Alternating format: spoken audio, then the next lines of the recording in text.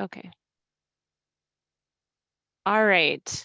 Good morning, everyone. Going to reshare the PowerPoint here. This is the final session for the Tenant Training 101 competency course for case managers. So we've already gone through a number of different topics as it relates to tenant training and helping participants transition into the community. This is our final topic for this webinar series. As a reminder to everyone who's been attending, I've been getting a few emails from folks regarding getting the PowerPoint.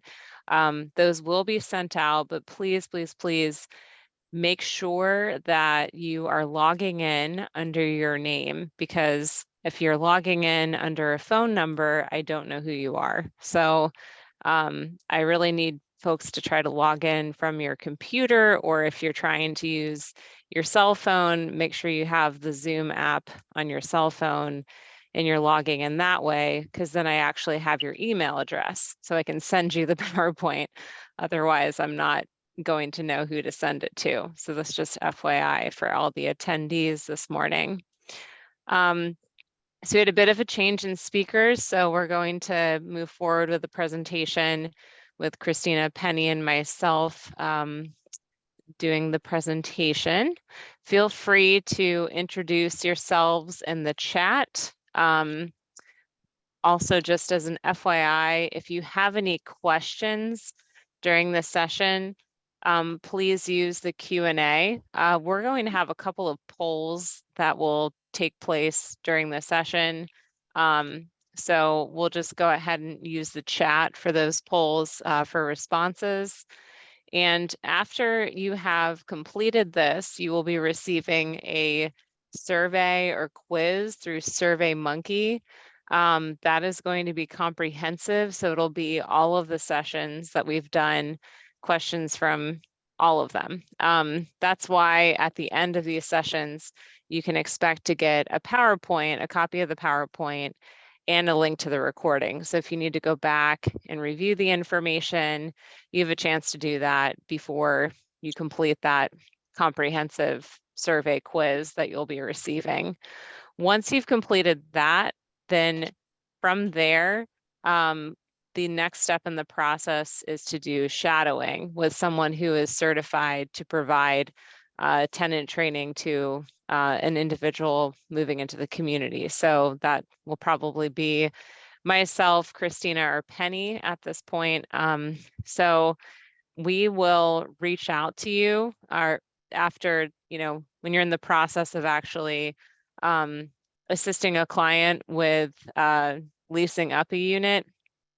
And then that way we can actually observe and see, if you have any questions or anything that comes up in the process of going through that tenant training. So we will schedule a shadowing session with you.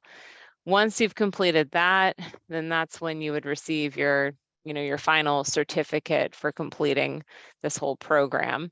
It doesn't have to be an individual participating in HUD 811 or Weinberg. If you're working with somebody leasing up, say, in the DDA rent subsidy program, we can obviously do shadowing for that as well. Or folks who are leasing up in the community choice homes program as well, we can, assist with the shadowing, and that would still count towards this. If you have specific questions about like how the sequence works, the certificates, et cetera, happy to answer them. But just, Christina and I and Penny, we're a small team, so we are sorry that the PowerPoints are not going out immediately, Hello? but you will receive them. Oh, Hello? hi, Hi, this is Denise. Denise Lopez. Yes, I apologize. We didn't get that email until late. We was actually at another meeting trying to get into your meeting. So I apologize about that, but we definitely can start the tenant training when you guys are ready. Oh, okay, great. So I have the PowerPoint up, Denise. If you and Brittany want to introduce yourselves, I can advance the slides for you all. I have them here. Sure. I'm Denise Lopez with the Coordinating Center Housing Team. Brittany, are you there? Yes, good morning. I am Brittany Holloway, a housing coordinator with the Coordinating Center on the housing team. Okay, so I'm going to do the first 15 slides and then she'll pick up in the remaining slides. All right, sounds great. I'll go ahead and start the presentation. All right, there we go.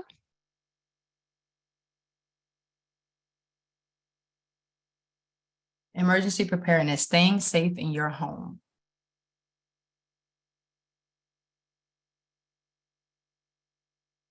Safety for clients in their home. Your clients count on you to use best judgment and expertise to help ensure they remain healthy and safe during emergencies and when situations arise. Be proactive. Careful planning is key. Remember, safety is important. Planning for safety will help you have a peace of mind. It means talking to family, friends, and helpers about what to do in the case of an emergency.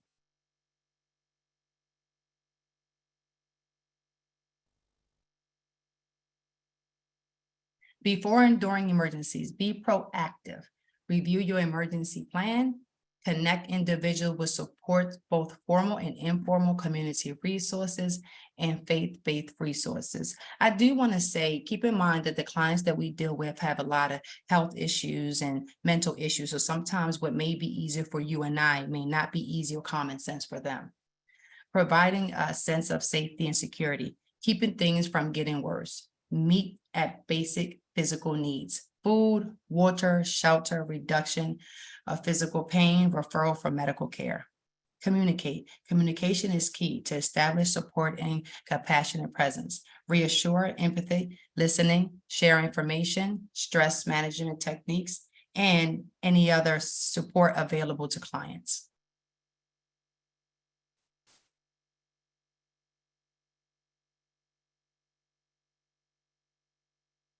What is an access of functional need? Emergency preparedness for individuals with disabilities and others will access and functional needs includes all of the needs before, during, and after an incident in order to maintain independence. Examples of people who may have access and functional needs include elderly people, children, limited English, lack of transportation, homeless, and low income.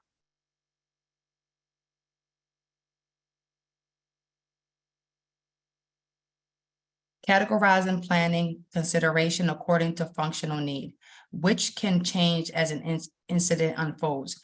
People may develop access and functional needs as a result of an incident or disaster. People's needs may change as the complexity of the event changes. Customize your approach to meet the needs of the individual or family situation. There is the possibility that someone may have more than one access and functional need.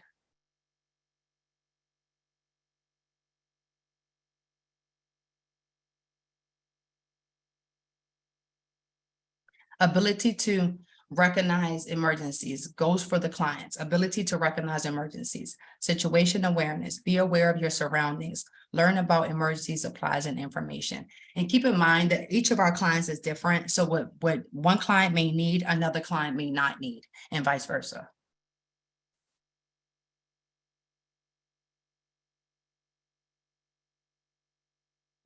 Share one thing you have done to prepare for an emergency. Examples are emergency cars, check your smoke detectors, sign up for emergency alerts, or create an emergency kit.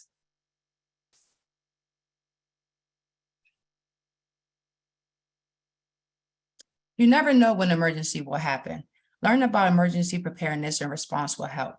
Keeps you safe, gives you confidence, keeps you calm under pressure, and in a disaster, you will be ready.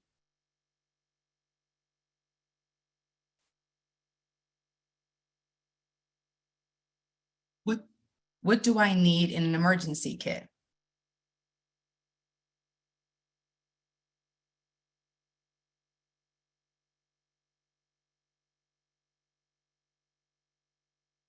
Suggestions for ready kit or go bag.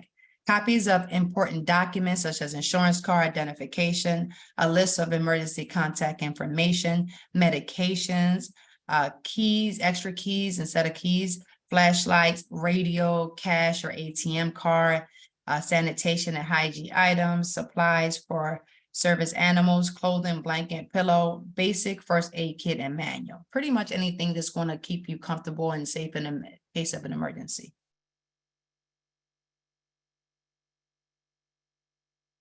Suggestions for ready kit or go bag. A 3-day supply for non-perishable foods. Make sure food meets any dietary requirements. Perishable versus non-perishable foods will be granola bars, nuts and trail mix, tuna, peanut butter, manual can opener. That's definitely handy if you have a lot of canned stuff. 3-day supply of water, medical equipment and accessory devices, extra batteries and chargers just in case you may need for your phone or for a radio, and cell phones. You want to keep important numbers just in case you have to call family members. Personalize your emergency kit. Example, vital documents, pet supplies, handle sanitizer, other items, hand sanitizer, other items as needed, eyeglasses, hygiene products, utensils, anything that's going to be of use for your health situation, you definitely want to carry in your emergency kit.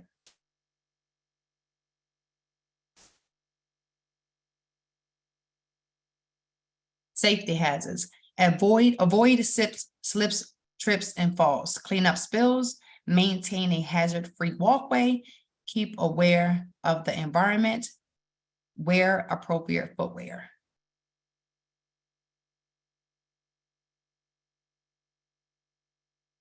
Safety at home. Anything that can move, fall, break, or start a fire in your home is a hazard. We want to do an activity after this slide, and Brittany is going to continue with the activity.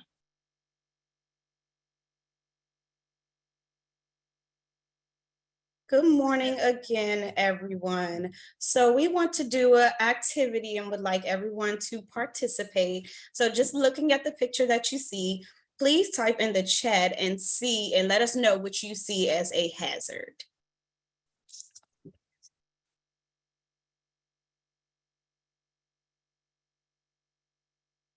Anyone? Okay, we have a kid hanging out the window, absolutely. Overloaded outlet, absolutely. The stool for the child to access the window, absolutely. TV on books, absolutely, because that's unstable and it could fall. Clothes in front of the fireplace, obvious fire hazard. Ashtrays around on the edge can knock over and cause a fire. The parent is sleeping and not watching the child. There are scissors on the floor that the child can get to. No screen in the window to prevent the child from falling out. Vase with water over the TV, absolutely. It could fall down and the water can get on the cord, causing electrical fire. Open alcohol, everything. Yes, everything is wrong about this picture. Okay, thank you, everyone. We're going to go to the next slide. All right, and we have another one. So can you all look at the picture that you see and let me know the hazards that you have identified? Baby on the counter, absolutely. Baby should not be sitting on counters without supervision. The outlet, yep, it's overloaded. The iron can definitely be a hazard if that baby goes and knocks it down and burns himself. Everything, I agree again. The curtain being over top of the stove definitely can cause a fire. The stove being unattended, absolutely. Baby in front of the hot pot because the mom is not, or whomever is not watching. Spilled water is a slip hazard. We do see a first aid kit and she's going to need it if she doesn't turn around. Clothes or covering over the stove. Yep, those are the curtains. Children unattended. And yes, this would cause for someone to call CPS because this is a whole hazard. Knife and grass for the baby, absolutely. Thanks, everyone. We can go to the next slide.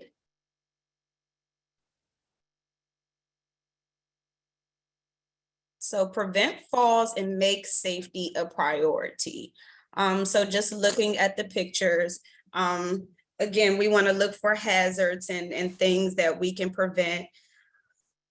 Slip and fall accident stats. According to the Centers for Disease Control and Prevention, or the CDC, over 1 million Americans suffer a slip, trip, and fall injury, and over 17,000 people die in the US annually because of these injuries. And of course, with the population that we work with, that chance increases because of mobility issues. So we definitely want to make sure we are preventing falls. Next slide. Poll, how often do you change the batteries in a smoke detector? So can you all put your answers in the chat?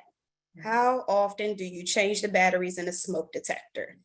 I have someone that says twice a year. Someone who says once a year, every year, once a year, twice. Okay, every year, when it beeps and won't stop. Okay, we can go to our next slide. So actually you are to, and we'll see it on the next slide, you are to check it every twice a year and change them every year. So everybody was pretty much right on point.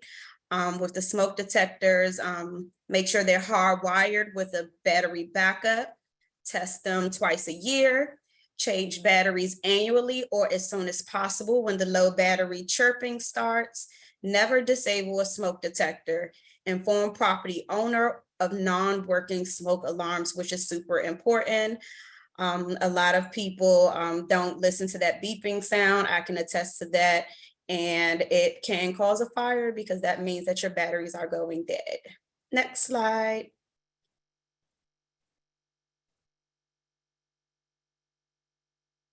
Learn how to use the fire extinguisher. So first and foremost, please know where it is. I have been guilty of not knowing where it is, and going into this line of work, I now make it so important anywhere that I come into to know at least where one fire extinguisher is. So locate in the home. So what you're going to do is get it, of course, pull the pin, aim at the base of the fire, squeeze the lever, and sweep side to side. So very important. Find it, pull the pin, aim at the base, squeeze side to side. Next slide.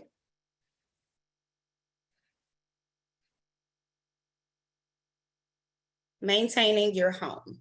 The responsibility, so let's just start with, tenants and owners both have responsibilities to upkeep a home. It's not just the owner's responsibility because as a tenant, you are residing in the home, so you must keep it up as best as possible on your end. So the responsibility of the tenant, reporting any issues that need repair, such as toilets, faucets, locks, lights, or anything else that breaks. That's super important because you don't want to get in trouble or don't want to get charged, but just think about having that issue manifest, and it's going to get more costly as you don't get it fixed. So always let them know as soon as something is wrong, your landlord. This may include daily cleaning that you're responsible for, changing light bulbs, taking out the trash, keeping the yard up, and using appliances correctly.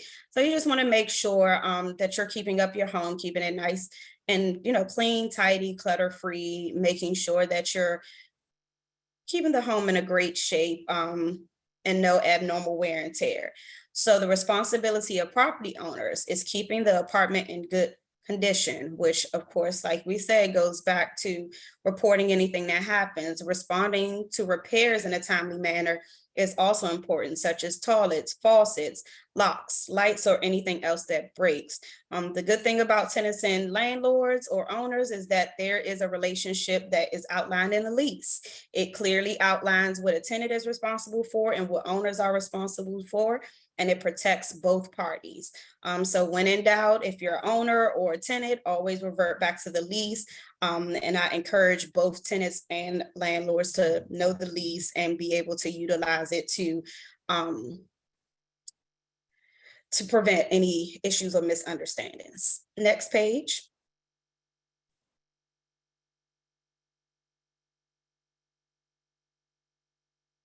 So emergency information card.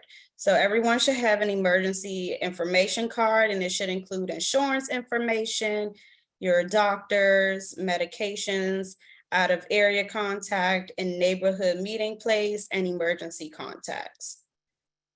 Next.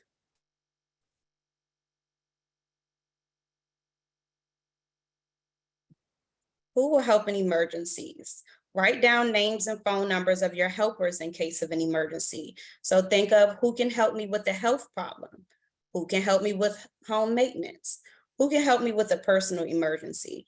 And sometimes it's all the same person, sometimes it's different people. You just have to think who would be the best person in each circumstance and be able to answer the phone when you need them for each circumstance. Next slide.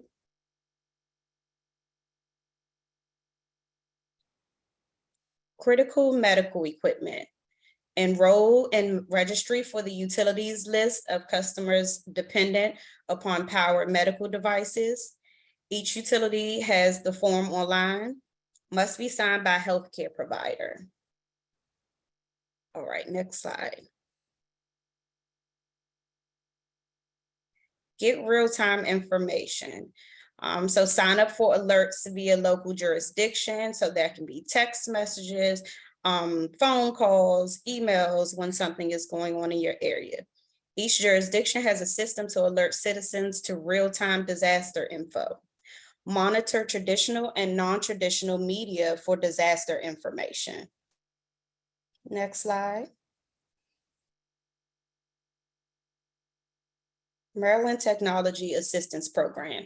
So this program provides statewide technical assistance for individuals with disabilities to make assistive technology, or AT, more readily available through an AT loan program, low interest equipment loans. And you can go to marylandtop.org for more information on that.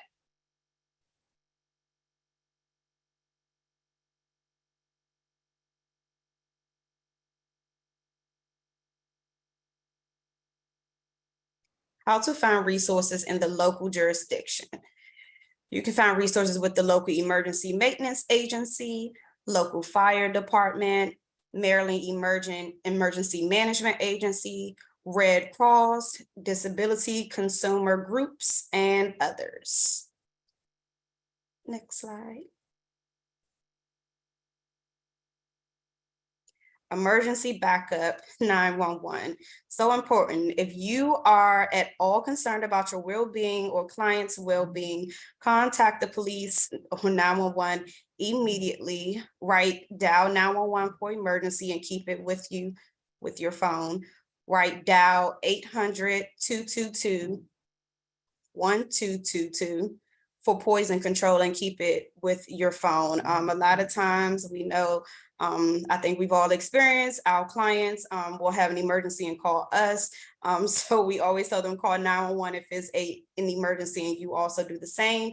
And also, once you have called 911, then you would alert any supervisory parties that need to be alerted. But if it's an emergency, always call 911 if it's immediate that you need assistance. Next slide.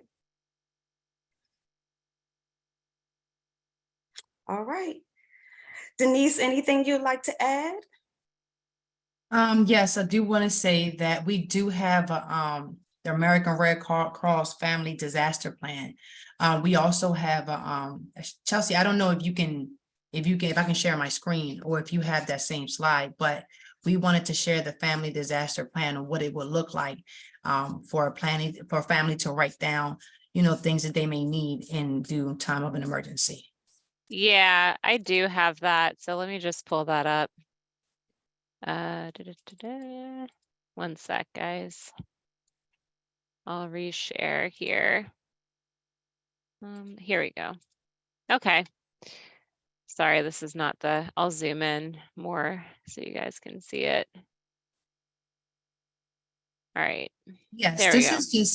This is just for families to keep. This will be a good guide to go to if a disaster do happen. Pretty much generic, the family information, family members, household, pet information, the plan of action, the disaster most likely to affect our household are, what are the escape routes for our home if there's an emergency, where's the exit, where do you live, where would you leave the home, If we cannot return home or ask to evacuate, what are the meeting places that the family can meet? What are the routes that they can go to, alternative routes? The children's information, if you have children, daycare information, evacuation site. Our plan for people is in our household with the disability special needs, who are the people that you will contact in case this would happen. During certain emergencies, local authorities may direct us to shelter in place. Some tasks that can also be enforced is family members' responsibility. If everybody has a responsibility to do, it should definitely run smoother. Definitely have the disaster kit to make sure you have everything you need. You be informed, your family medical information card, your pet information, your documents. You may need bank statements, may need your ATM card, anything that you would need for an emergency. You want to have this so you can have something to go back to and refer to. Let me see, plan 9. Yeah, make that a little smaller. Okay, you can do this to collect these 9 items: water, food, clothes, medication, flashlights, can opener, radio, hygiene items, first aid kit. These are essential items that will be needed in case of an emergency. Emergency supply list. This list is definitely something to go back and forth. That way you don't have to get confused. And do I have this? Do I have that? The things that the person would eat, the daily supplements that they will take, as in peanut butter, crackers. And again, some clients may be able to eat it, some may not, depending on their health situation. So foods that pretty much they will take, you want to check off because they may be essential for their health.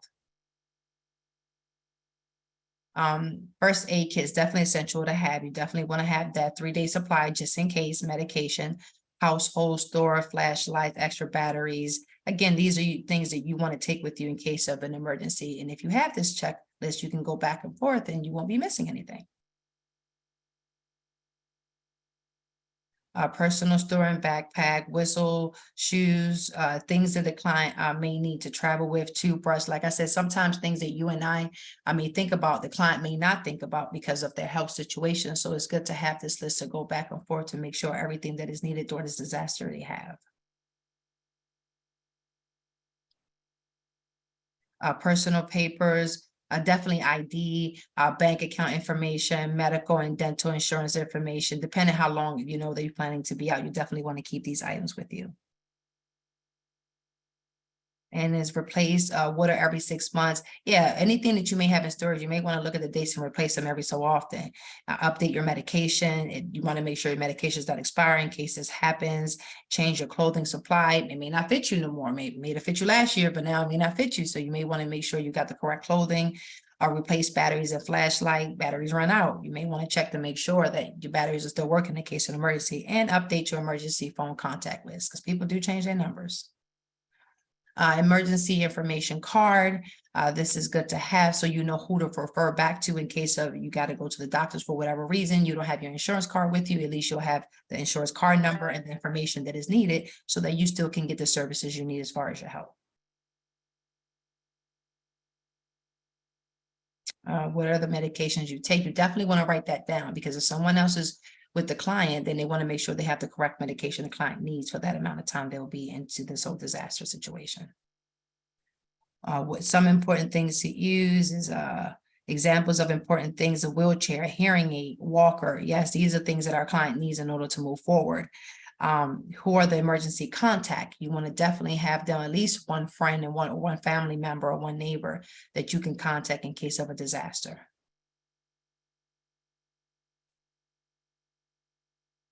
Out of area contact, you may have family members that may not live with you in your same state. They may live elsewhere. So you may want to contact them just to let them know what's going on. Rather be safe. Neighborhood meeting places. Sometimes the neighborhood do have places where they meet in case of a disaster. So you want to talk to your family and friends in case they could pick you up somewhere, or information about your own disability. You want to write down any important factors that the client may need for their own disability.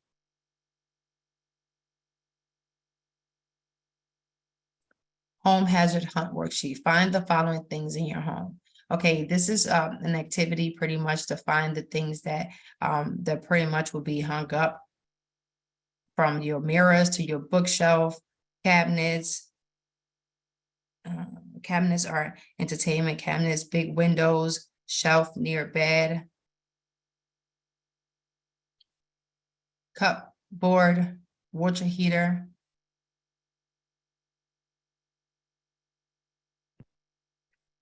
And some of these might not be relevant to every single situation, but Exactly. I 'Cause can attest to like the securing of these different items against the wall, because it is a hazard. Like, I mean, especially a lot of like furniture sold from right. places like IKEA now come with like securing mechanisms for a reason, because Exactly. yeah.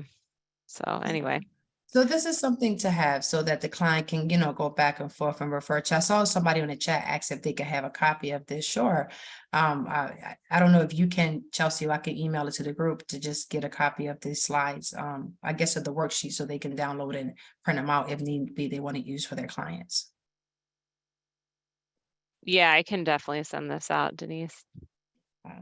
All right, this is just an emergency card to pretty much have everything you need, so it can be organized just in case you need to refer back to the people you need to contact. Yeah, there's multiple formats for this. And one of the things that I've also seen this printed on yellow paper or some kind of paper that's like easy to identify. So that's just like a, recommendation that I have for folks that are working with individuals who might want to keep this like on their fridge with a magnet.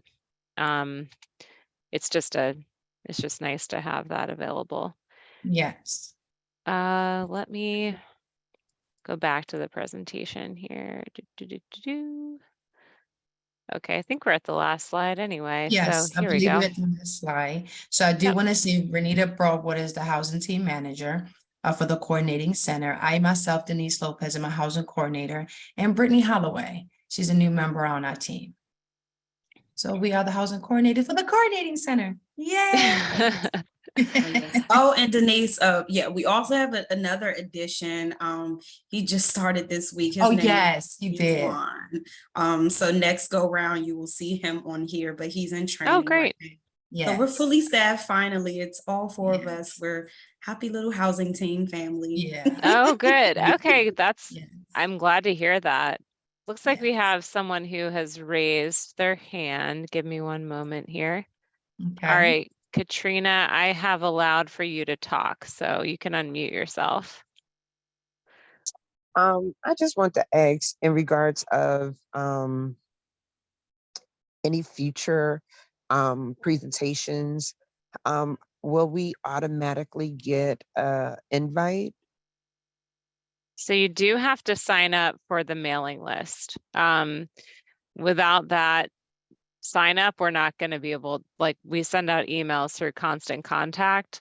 So I'll go ahead and let me stop sharing this, and I will put a link to that in the chat so you can sign up for future trainings, because that's how we let people know that we're having these. One sec here.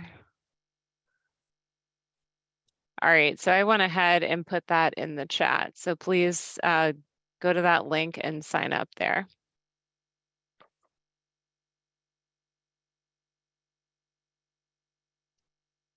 Do we have any other questions?